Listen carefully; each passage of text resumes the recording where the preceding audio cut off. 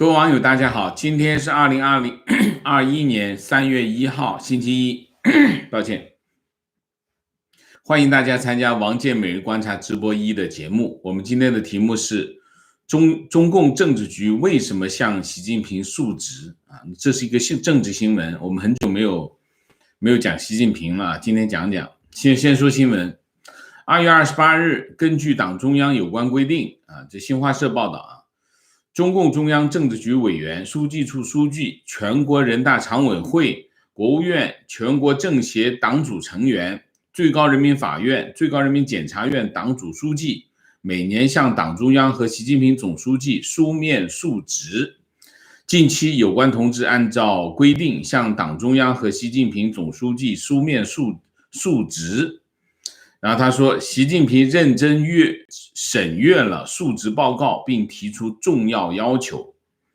然后他就说这个提出什么要求呢？就是要求今年是中共建党100周年，然后“14·5”开局，然后以优异成绩庆祝建党100周年。然后他提出这个报道里面讲，他说这个有关同志他没具体讲谁对过去1年思想和工作进行了全面梳理总结，以严肃诚恳的态度和高度负责任的精神撰写述职报告。述职报告总结经验分析不足然后有5个内容第一个就是坚决把党中央决策部署和习近平总书记重要指示落实到实处这是第一个。第二个，带头学习第三个，统筹疫情防控和经济发展。第四个，严格执行请示报告制度这个自觉的将重大问题、重大事项、重要工作进展向党中央和习近平总书记请示汇报第5就是从严治党就讲了这5个方面那么这就是中央政治局向习近平汇报就是述职工作的一个制度这是第4次第4次。它怎么来的呢？这个发生它源头是从2017年19大之后19大之后呢，17年10月27号中央政治局审议通过了中共中央政治局关于加强和维护党中央集中统一领导的若干规定。只要强调集中统一领导呢，什么叫集中统一领导？其实就是讲的集中一集中其实核心的就是集权就是把权力集中在某一个群体或者某一个个人身上，就要强调这个集中统一领导那么这个会议呢，这次政治局会议强调党中央集中统一领导是党的领导的最高原则，从根本上关乎党和国家前途命运，关乎人民利益。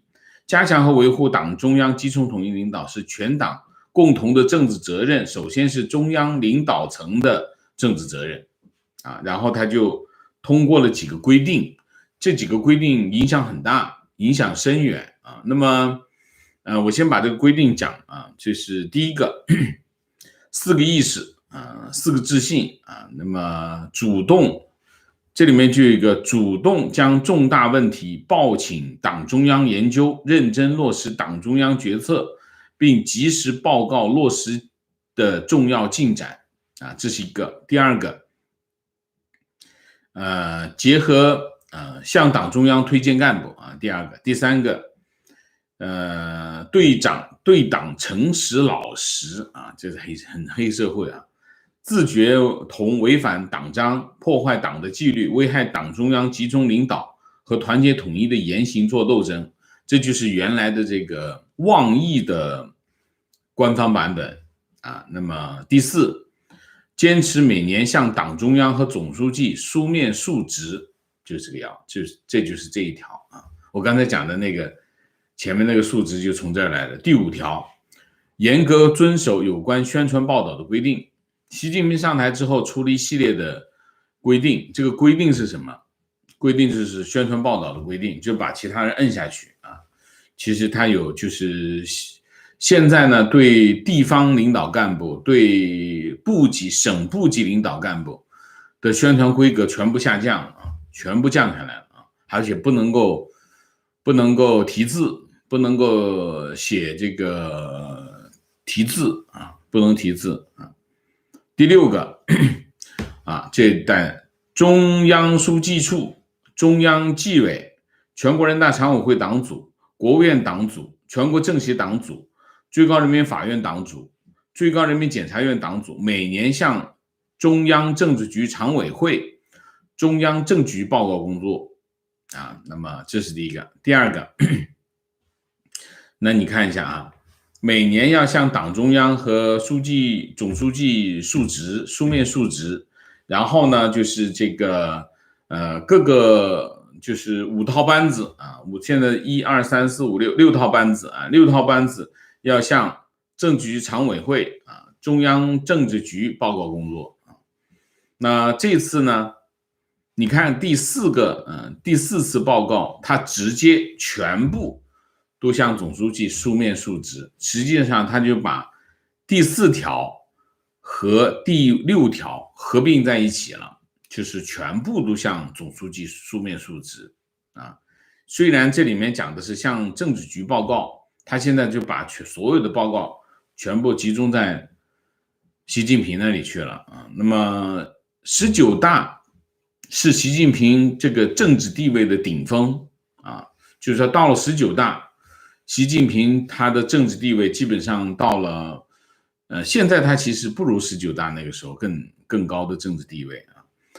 于是呢，习近平在这次会议上做了一系列的安排，这一系列的安排呢，其实是为了维护他当时的这种政治地位。你看，第一个，取消了国家主席的任期啊；第二个，宣传报道的规定啊；还有一个就是向总书记述职啊，把他就是在他最高峰的时候做出了一些安排。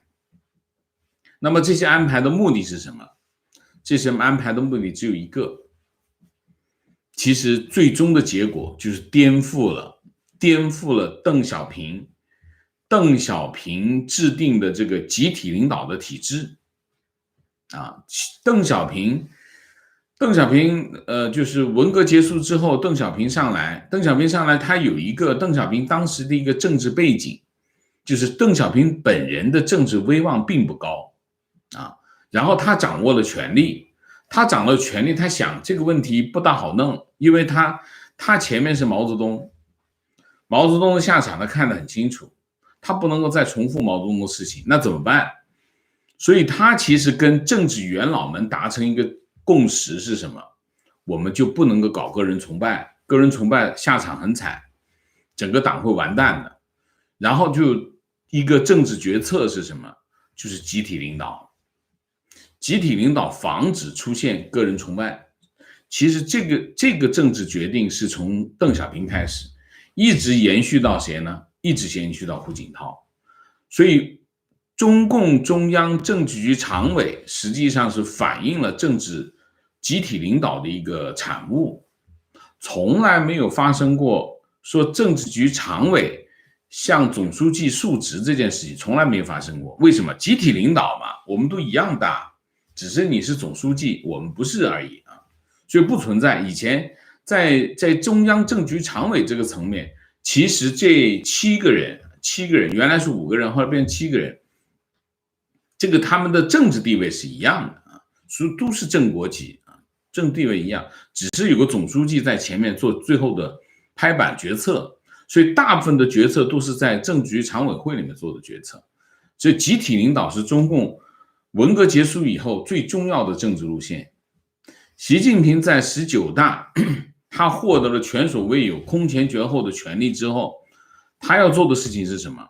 他要做的事情就是把集体领导这件事给终结掉。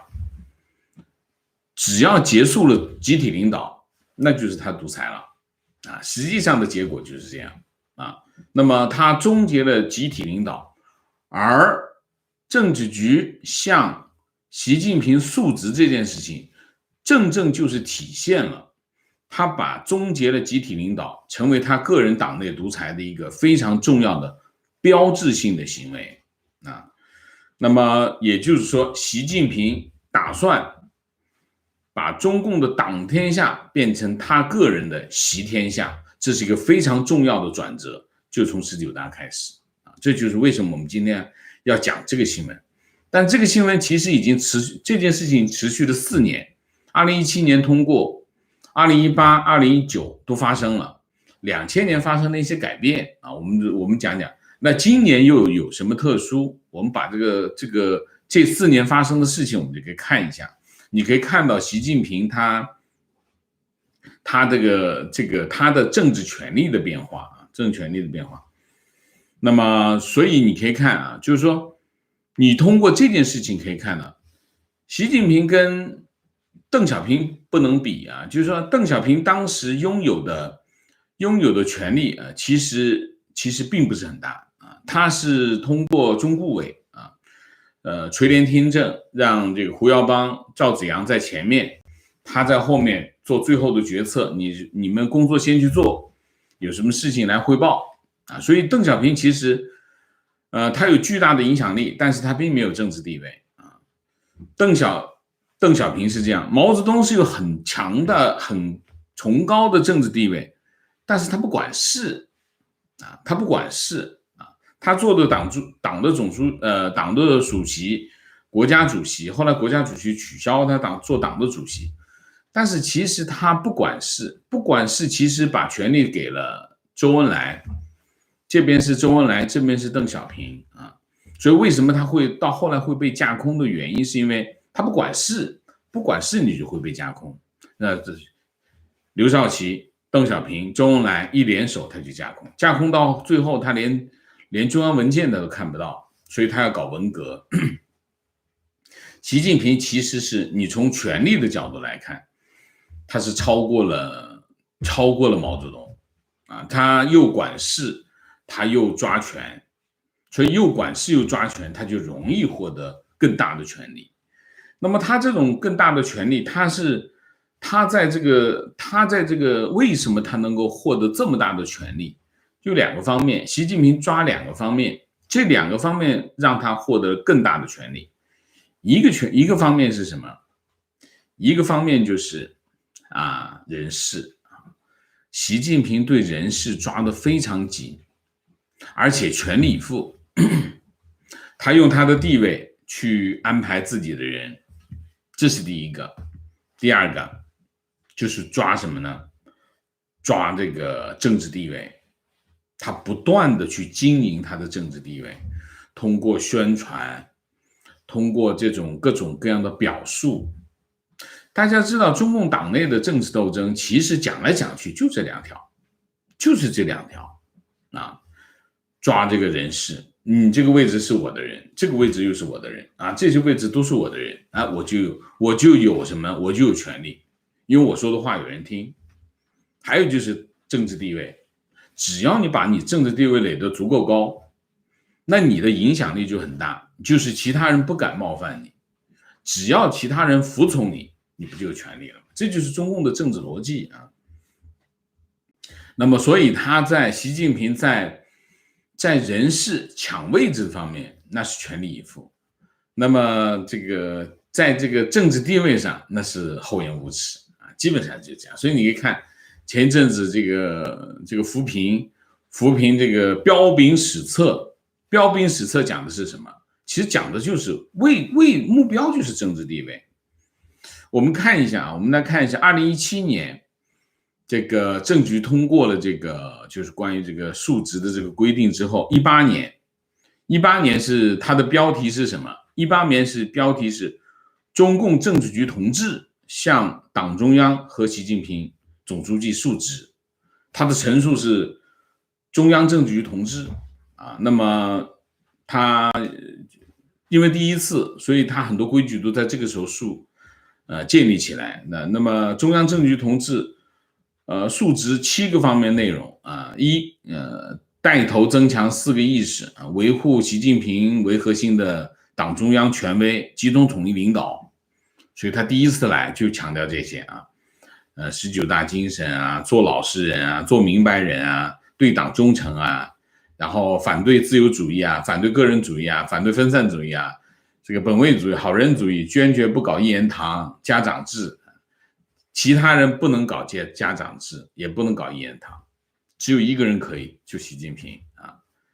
第五，带动这个，反正其实核心的就是第一条啊，讲第一条就是维护习近平的核心啊，这是第一次会。第二次会是19年，也是2月28号，第一次是3月21号，第二次就到了2月28号，然后题目一样，中央政治局同志向党中央和习近平总书记述职。那么这2次报道呢，都引述了中共中央政治局关于这个集中统一领导的若干规定。然后呢，第一次很简单，报道第二次呢，到了19年呢，报道就很详细了啊，很详细。那他说这个习近平认真审阅了述职报告啊，那么然后以下内容又几个方面啊，1、2、3、4、5、6、7、8这几个方面啊，这大概是这是19年，到了2000年的时候就特殊了，就去年就没有述职报告，去没做述职报告，为什么？19年不是疫情连滚带爬，党内对习近平的不满。党内对习近平不满的情绪其实当时是很高涨。那这一年呢就没有做述职报告，做了一个什么动作呢？怎么代替的呢？搞了一个中共中央政治局常委会1月7号开了1天的会议，就整天政治局常委会开了1天的会议，然后呢就听取全国人大常委会啊，然后国务院、全国政协、最高人民法院、最高检察院党组工作汇报，然后听取书记处工作报告，然后就是习近平主持会议。这个会议就很奇怪啊，就是开先河，开了一个政治局常委会，政治局常委会理论上只有7个人啊，7个人。然后你想，人大常委会那就是政治局常委啊，政治局常委这个栗战书啊，栗战书向习近平汇报，国务院那就是李克强啊，然后全国政协就是汪洋，就是栗战书，这个李克强，这个汪洋，然后是这个书记处就是王沪宁，你看总共是7个常委，那么4个常委，其中有4个常委向总书记汇报工作，然后再加上2个，加上谁呢？最高法院、最高检察院啊，最高法院院长、最高检察院检察长，这2个连政治局常委都不是啊，政治局委员。然后又没有了谁呢？又没了赵乐际啊，这就变成一个这样的很怪异的现象啊，这是很怪异的现象。然后就用这种方式就替代了持续了2年的这个书面述职啊，然后就讲了一通话，然后习近平也讲了一通话啊，会议强调，会议指出，这之前习近平往那一坐，大家向他汇报的局面就不存在了。所以我们讲为什么2020年这个习近平的地位就受到了影响，为什么？就是因为发生了疫情。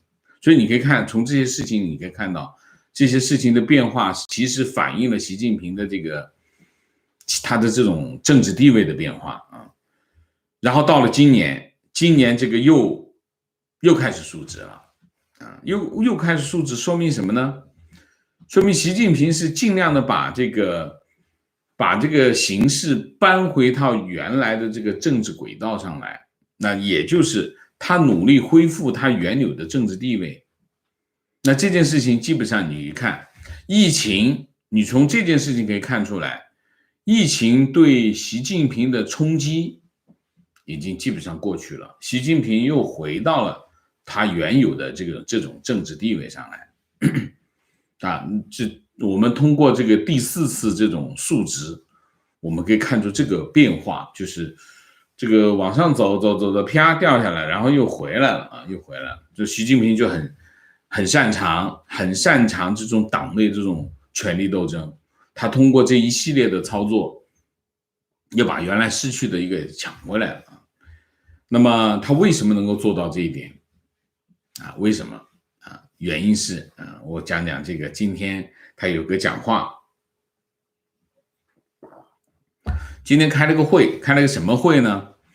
中央党校2021年春季学期中青年干部培训班开班还有一个叫开班开学就开学叫开班这都是这个叫什么小学博士喜欢听的话，开班就要把这个事情搞大一点。中共的特点是什么？中共的特点就是话术，他要强调的东西呢，他就把这个语言改到他想要强调的那个水平上来然后开班，然后习近平在参加这个开班式发表讲话，他强调什么呢？年轻干部是党和国家事业的接班人，王沪宁也陪着然后他说了一番话这跟习近平的性格很像，也能反映为什么习近平会在党内获得这样的权利习近平强调，敢于斗争是我们党的鲜明品格其实他说的这番话全是对的我们党靠斗争走到今天他不是服务大众，不是满足大众的需要，不是满足让人民获得更好的生活走到今天，是靠斗回来的我们党靠斗争走到今天，也必然依靠斗争赢得未来就是斗，共产党的特点我们说斗是共产党的基因他这么说，他说年轻干部要自觉加强斗争历练，你数下多少个斗在斗争中学会斗争，在斗争中成长提高，努力成为敢于斗争、善于斗争的勇士，要坚定斗争意志，不屈不挠，一往无前，绝不能碰到一点挫折就畏缩不前，一遇到困难就打退堂鼓，要善于斗争，会斗争，提升见微知著的能力，透过现象看本质，准确识变，科学应变，主动求变，洞察先机，趋利避害。要加强战略谋划，把握大势大局，抓住主要矛盾和矛盾的主要方向，分清轻重缓急，科学排兵布阵，牢牢掌握斗争的主动权。要增强底线意识，定期对风险因素进行全面排查，要善于经一事长一智，由此及彼，举一反三，练就斗争的真本领真功夫。这番话其实是非常的完整的表达了习近平他本身的这种政治个性。政治个性就是我们讲小学博士出身红卫兵，他啥都不会，只会一样东西，就是斗。这其实反映的是什么？中共建政70多年，把中国搞成今天中间也是反映了中共的这政治基因。这个政治基因就是什么？斗，跟天斗，跟地斗，跟人斗，跟人民斗，党内自己互相斗，就是不会做事就是不会做事。所以为什么我们讲我们在这个星期天的这个会员直播里面讲这个国家治理就是中国现在的国家治理中国现在的国家治理为什么经常出问题？出问题这个核心的问题是什么？核心的问题就是中共呢，它是一个金字塔型的权力结构在这个金字塔形的权力结构当中，所有人都在往上爬，在往上爬，谁能抢到最高的位置，谁就能主宰一切。所以呢，在往上爬的过程当中，他们就在互斗。互斗的最终的结果是什么？互斗最终结果不是说最有能力的人，也不是最有做事情的人能够爬到最上面去，而是那个最能斗的人能够爬到最上面去。爬到最上面去之后，他就要想办法把所有可会爬上来的人再踢下去。这就是中共的这种文化和它的权力结构的最主要的特征。那么中国的你可以看，中国经济形势好的时候都是什么时候？就是一个情况，就是中央政府的权力没那么强的时候，经济就会很好。为什么？因为权力下放到地方，地方就有积极性把事情办好。所以中国不是靠我说所谓的中国的人治，人治讲的是什么？讲的就是人的因素在一件事情当中的核心地位或者核心影响力。那么在这个问题上，其实你就可以看到现在的情况是什么情况，就是中共的权力高度集中在习近平一个人身上，然后全国的权力高度集中在中央政府手上，就是权力在高度集中。当权力一高度集中的时候，经济就一定不好。所以中国的其实你看中国经济的这个波动周期跟什么有关系？跟权力的位置有关系。权力越往上跑，经济越差；权力越往下跑，经济越好。所以你可以解释两个，第一个是周期的问题，就中国经济的周期的问题啊，就是说还有一个什么？还有一个就是这个经济的地域性的问题。广东经济好，为什么？离中央政府最远啊。中央政府越近，离中央政府越近，经济越不好。就你看一下天津，你就知道，天津就经济不好。河北省经济好吗？河北好不了。他中央政府在这河北围着北京，那中国以前讲一个叫什么？叫环京贫困带，围绕着北京有一个贫困带。本来来说你应该辐射周边，它不是，它有个贫困带。为什么？真空啊，权力全跑到中央政府去。你说从北京出来的任何一个官，河北省都挡不住，你说河北省会什么下场？就是这样的情况。所以习近平现在的地位和中国，你可以反向，习近平的政治地位和中国经济的状况成反相关、负相关，就是习近平政治地位越高，中国经济越差，大概就是一件这样的事。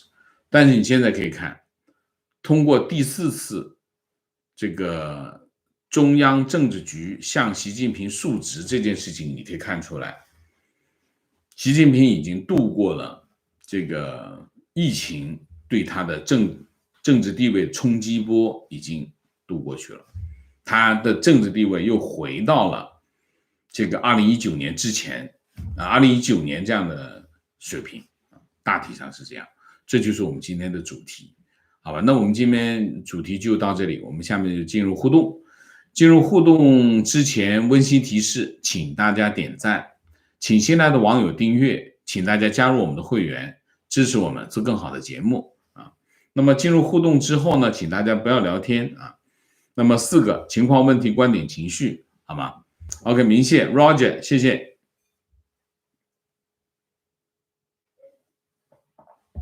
观点：中共从专制走向独裁的权力架构越来越清晰了。真不知道习的个人豪横，还是其他党内大腕的屈从。但不管怎么地，这都是国殇，是人祸，只能期待翡翠落地了。大家知道翠，现在翠，翡翠的翠，翠绿色的翠，在国内是敏感词。为什么？翠怎么写？翠就是一个羽毛的羽，下面的一个足，足就是死掉的意思。羽毛的羽就是2个习，就是习死掉2次的意思，所以在国内这个脆已经变成敏感词了啊。现在这个陋习变成了什么？陋雕啊，习已经要把它改成什么？雕得一的雕了。现在就是已经有这种皇帝范儿了，皇帝范儿要避讳啊。观点：习近平作为70岁的老人，长期在政治斗争中处于一种紧张的情绪状态，健康状况不容乐观。他如果扶植自己的人作为继任者，走他的老路，必定遭遇极大的反弹。中国的未来可能面临动荡。所以我经常讲啊，中共建政70多年，其实一事无成啊。一事无成的地方在哪里？他到现在他还没有建立一个稳定的权力继承制度，这叫一事无成。所以一到权力要转移的时候，血雨腥风啊。所以这就是这种权力啊，中共这种政治基因，斗争这种政治基因必然的结果啊。观点：中共领导的斗争就是看清楚情况，不要站错队。老大还在这里，站在我的对立面，我整死你！你就是一个寻衅滋事、贪赃枉法、无恶不作的坏人。OK。提问：习的这种统治方法可行性可以堪比奴制，在现代世界里，为什么可以容忍这样的制度存在？暴力啊！中共的权力斗争和其他的政治斗争不一样。你看其他的国家、其他的这个社会啊，一个正常的社会，我们就比如说我跟你进行政治斗争，我败了，我就离开政治舞台，我就下台，我就做一个普通人就好。在中共的政治语境当中，不存在这回事。政治失败意味着什么？政治失败意味着我要在肉体上消灭你，肉体上消灭你，可能取你狗命，也可能把你关起来。所以在中共的环境当中，在中共的文化当中，政治斗争就是你死我活，必须把你干掉。干掉不是讲把你的政治地位取消掉，不是的，是要把你关起来，甚至把你消灭掉，肉体消灭掉。这就是中共的政治文化。这种政治文化的结果是什么？这种政治文化的结果就是不妥协，就是说我跟你得死掐到底，你得跟我死掐到底，我们两个当中必然有一个人完蛋。这就是他的这种政治文化。这种政治文化的后果是什么？这种政治文化的后果只能有一个人站着，其他人都必须跪着。这就是政治文化。它为什么能够存在？所有人都不会怀疑这种制度，所有人不满意的只有一个，不是对这个制度都不满意，是对那个站着人的不满意。他们最终要的结果是什么？就是所有人还是跪着，我得站起来。这其实不完全是中共的问题啊，这是中国文化的问题。中国文化也有这样的属性啊。提问：建国之前 CCP 和后来的 CCP 是一回事吗？当初得到那么多社会精英支持和拥护，应该不是假的，不然国民党不会那么快的垮掉。现在所有人在一个声音的震慑下声嘶力竭的歌颂和拥护，到底是过去的人真心选择了 CCP， 还是现在的人变成了傻子？他们从始至终的成功秘诀到底是什么？中共在建政之前到中共建政之后，中共从成立的第1秒钟到现在，他都没有改变过，从来就没有改变过啊。那么至于说为什么那么多社会精英支持和拥护，我没觉得很多社会精英支持和拥护。当时的社会精英是什么？并不是支持和拥护，他们有2个情况，支持拥护是有的，他们就是支持拥护的就上了天安门参加开国大典，没有支持拥护，有一部分人他只是观望，或者是他们对共产党的作恶缺乏足够的想象力，他觉得我做我的学问，我干我的事情，你做你的事情，有什么不行呢？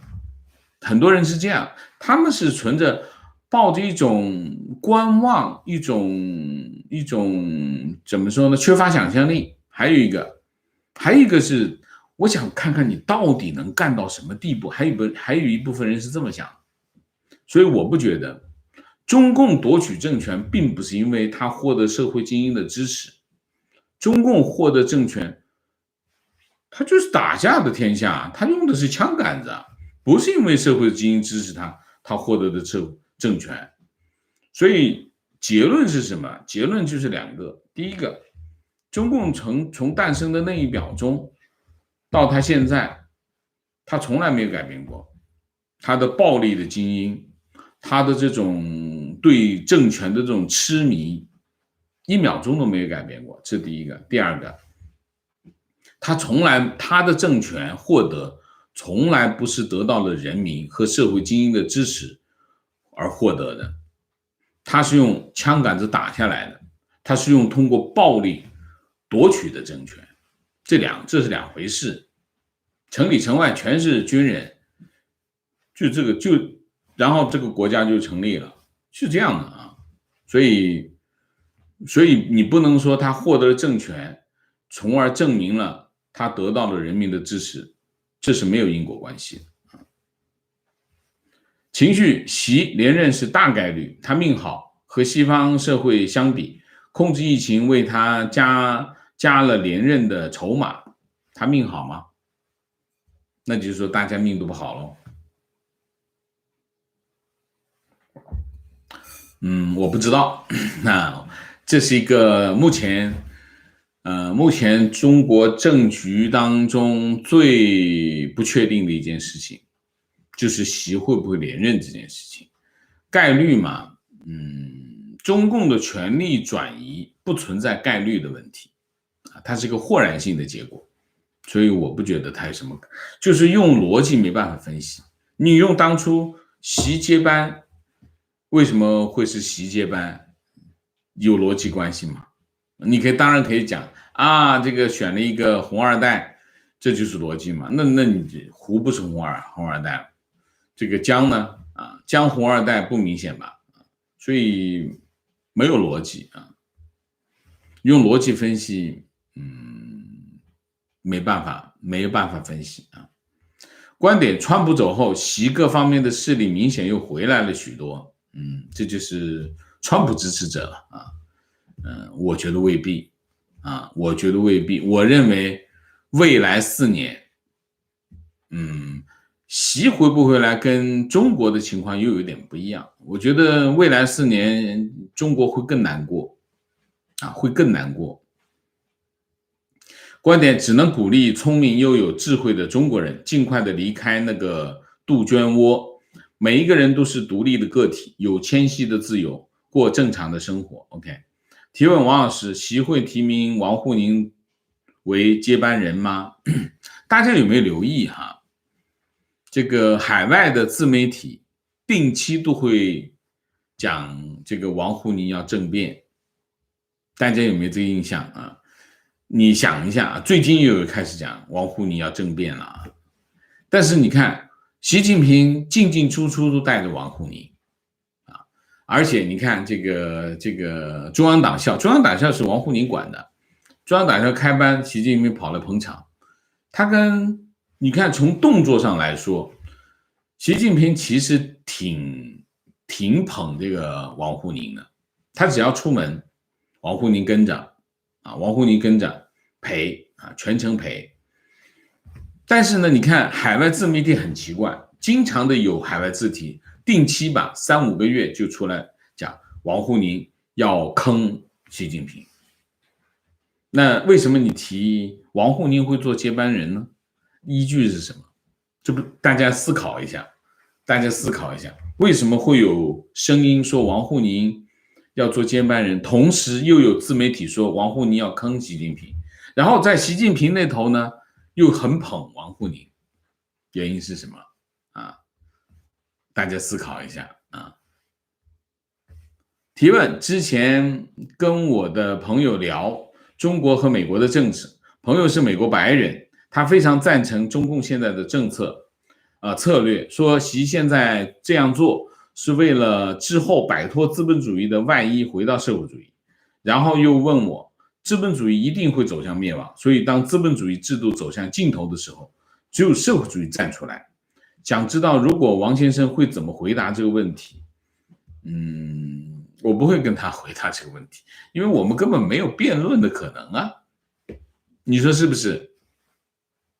那我们辩论，我们说服对方，只有一个原因只有一个原因，就是我们认为对方出现了偏差出现认知上或者逻辑上出现了偏差，推导出一个错误的结论。我们认为我们跟他在同一个讨论平台上讨论问题，你的认知有问题或者你的逻辑有问题，然后你的结论是错的，我才会去说服对方。这位美国的白人，他认为资本主义最终要灭亡，社会主义会取代资本主义。我跟他根本不在同一个认知层次上，你怎么去说服他？根本不需要，浪费时间。这种脑残疾的人，你就让他继续脑残吧。情绪，民选政府是领导人向人民或者人民代表述职，集权国家是人民代表和政府部门向皇帝述职。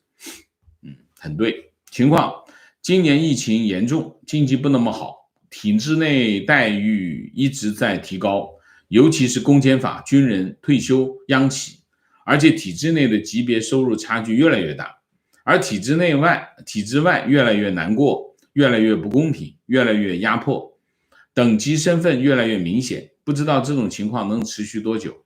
私企不行了，体制内也不会独善其身，这是个恶性循环。就是习近平其实他治国有两个特征一个特征就是黑社会倾向。黑社会倾向是什么？黑社会倾向就是跟我混，我照顾你。黑社会就是这样，你得跟我混，对我绝对忠诚，然后我照顾你，让你这个生活好。这个黑社会，所以他给公检法加工资，给这个军人加工资，这2年一直在加工资这是一个特征，就是黑社会化这是第一个。第二个，他真的不在乎人民，就是他真的一点都不，他把人民当作什么？当作他的政策工具，就是什么？他进这个演戏，就是一进老百姓家里就去揭别人锅盖看锅盖，那都是演戏，他真的不在乎人民所以就这2个特征那这个情况下去会怎么样？这个情况的下去就会人民会越来越不满意，人民不满意，那么精英就会出走资金就会走，人才也会走，那么情况会更加差。我觉得这个情况在加速恶化情绪，刚才那位网友说美国的白人追捧社会主义观点，我身边也有很多西方人是这个看法，他们觉得资本主义是走不通的。但问题是中国不是真正的社会主义，中国跟封建社会差不多是吗？有这么多白人追捧社会主义我还没听说过。如果他们觉得社会主义走得通的话，让他去中国嘛，对不对？那么好，你说呢？你留在美国干什么？美国是资本主义嘛，我没看到资本主义的末日到来。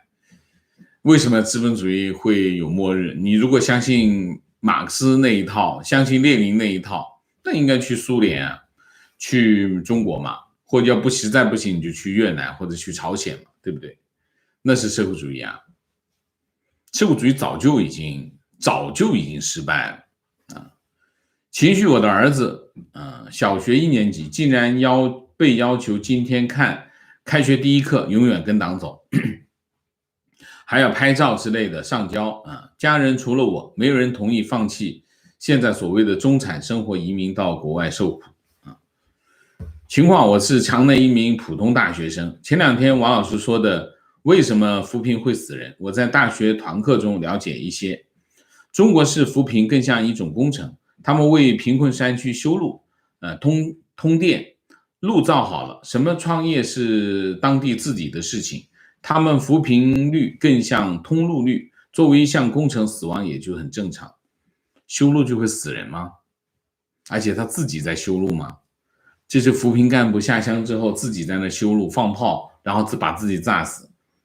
我觉得你不了解情况啊。修路通电是扶贫干的事情吗？修路通电本来就在干呢。路路通和这个通电率这件事情本来就在“13+5”的规划当中的呀。你说的这个事情不是跟扶贫没有关系啊。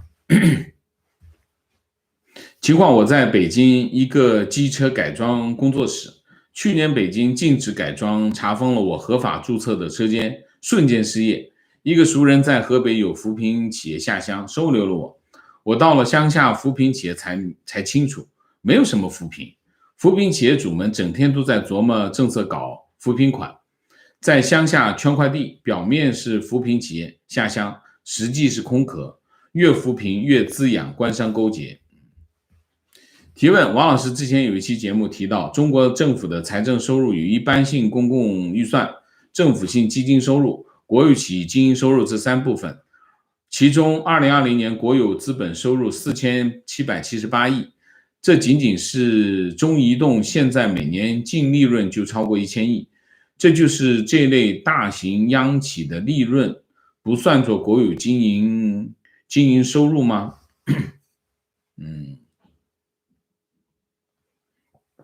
它是这样，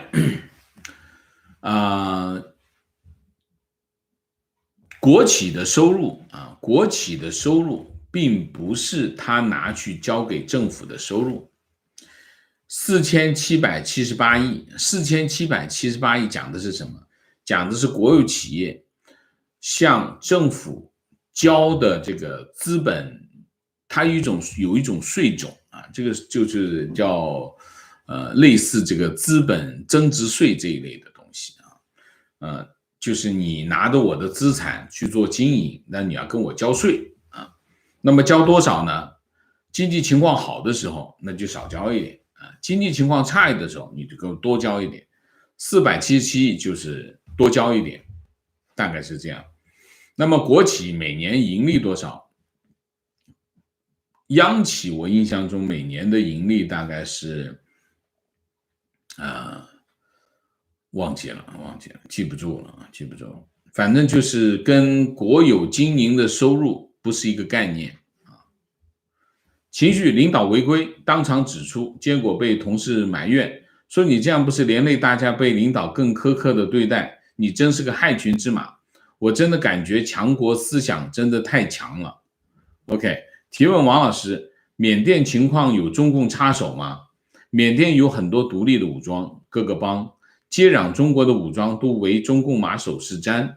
如果中共插手缅甸，是否有拖美帝下水的想法？历史上美军在东南亚军事行动很艰难。第一个，中共有没有插手，我真的不知道啊，因为从目前的各个情况来看，没有证据证明这一点，大家都是合理想象。那么，如果我们的沿着这个合理想象去做一系列的推断，并不可靠，所以，我们还是要去根据有事实依据的东西来分析啊。观点，关于天津老师骂学生的视频，有可能是中共故意放出来的。这个我们能不能把我们的智慧和精力放到更有价值的部分呢？我们去做这种猜测没意义啊！你说呢？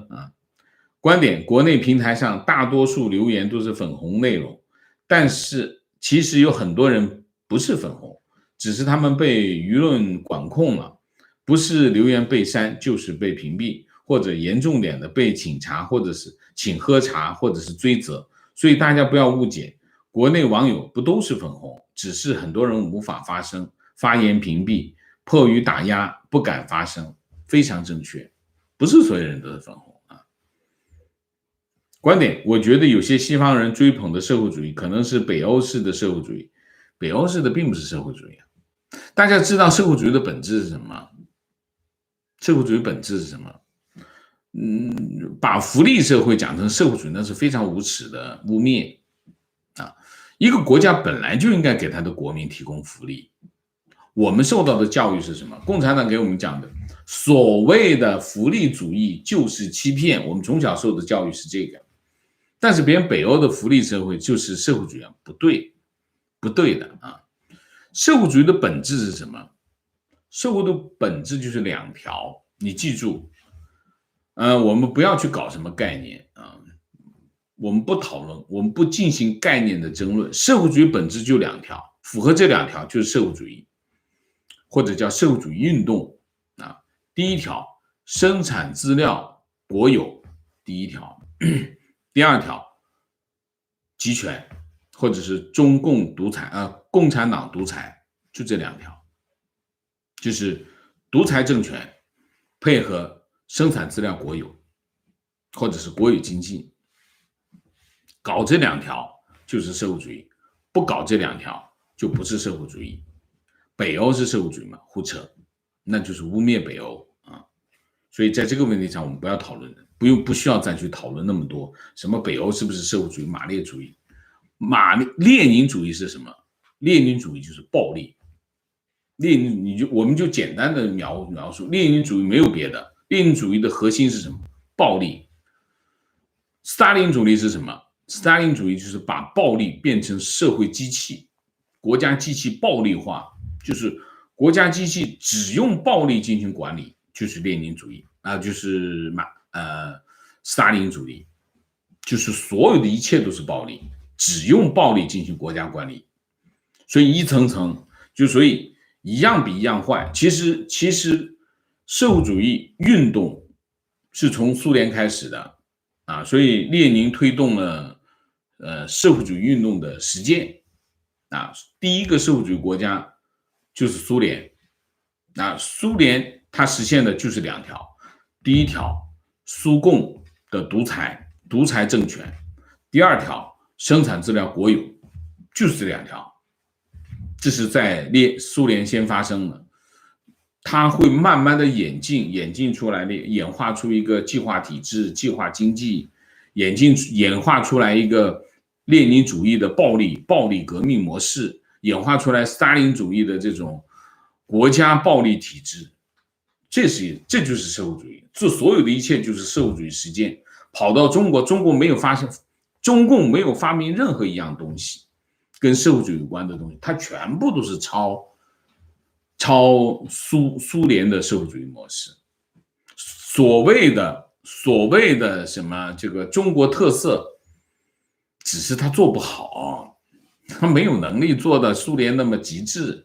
苏联他是把这个社会主义完全有系统的做下来，中共土八路，没有人，没有能力啊，那我们就用中国特色。中国特色就是苏联做100分，我做不了100分，我就做30-40吧。那么另外60分，按照土法上马，我就没那么先进，我就落后一点。其实中国特色就是这个，加上一点中国的封建主义，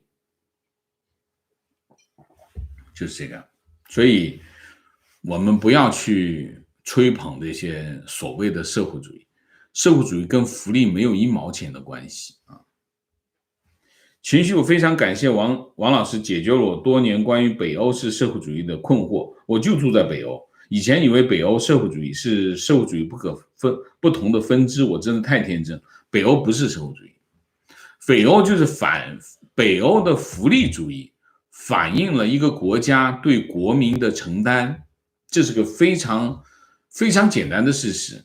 把北欧的福利主义变成社会主义的，其实是非常无耻的行为社会主义从来不是福利主义，社会主义从来没有福利的陈述和诉求。福利主义是什么？福利主义就是一个富裕的民主政治国家，它最终的结果。当你这个国家有钱了，然后这个国家又是老百姓做主的时候，你当然会提供高福利，这个毫无疑问一定会导致这样的结果。没有办法提供高福利的民主政治国家，只有一个原因，实在太穷了，没有别的原因，就这个原因，好吧？好，我们今天的节目就到这里，感谢大家的参与，我们下个节目再见啊！鸣谢一下 Helen 张，谢谢。那我们下个节目再见，再见之前，请大家点赞，请现在的网友订阅，请大家加入我们的会员，支持我们做更好的节目，做更好的自己，谢谢大家，谢谢。